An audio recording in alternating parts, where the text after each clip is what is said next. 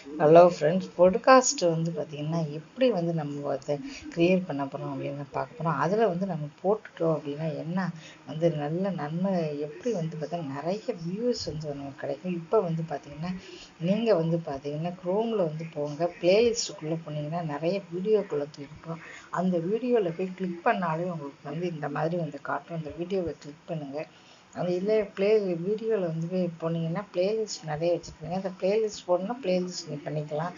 அதில் வந்து நீங்கள் இப்போ கிளிக் பண்ணாலே அது வந்து காட்டும் உங்களுக்கு. செட்டு பண்ணுங்க அப்படின்னு கேட்கும். உடனே அதை வந்து நீங்கள் செட் பண்ணிடுங்க. செட் பண்ணிவிட்டு பாருங்கள். செட் பண்ணினா உங்களுக்கு என்ன ஆகும் அப்படின்னா வந்து நிறைய வியூஸ் வந்து கிடைக்கும் பாருங்கள்.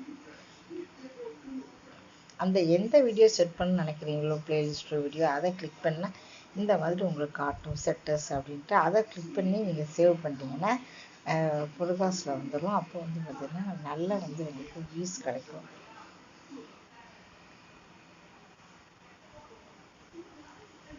இப்போ இதன் மூலமாக வந்து பார்த்திங்கன்னா சாதாரணமாக கிடைக்கிற வியூஸோட டபுள் மடங்கு கிடைக்கும்னு சொல்லலாம். ஏன்னா அதில் வந்து வியூஸ் வந்து தனியாக வரும்போது பார்க்குறதுக்கு வந்து சான்ஸ் இருக்குது. அதுக்கப்புறம் அதில் வந்து பார்த்திங்கன்னா ஃபோட்டோ வந்து கேட்கும். நீங்கள் வந்து ஃபோட்டோ வந்து அப்லோட் பண்ணிக்கோங்க. கண்டிப்பாக அதை தம்ப்நெயிலேருந்து நீங்கள் பண்ணணும்.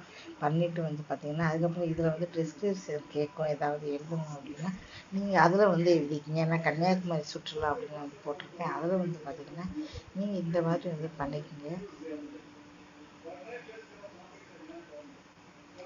இந்த மாதிரி வந்து பண்ணிவிட்டு அதுக்கப்புறம் வந்து பார்த்திங்கன்னா ஃபோட்டோ வந்து கேட்கும். ஃபோட்டோ கண்டிப்பாக தம்ப்நெயில் போடணும். போட்டுவிட்டு சேவ் பண்ணிங்கன்னா செட் ஆகிடும்.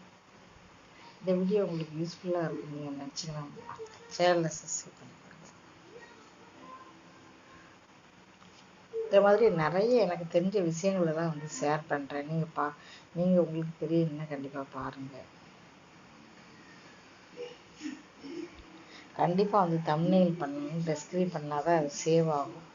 அதே மாதிரி நிறைய பேர் வந்து அப்படியே போயிடுவாங்க. கண்டிப்பாக சேவ் கீழே வந்து பண்ணால் தான் வந்து சேவ் ஆகும்.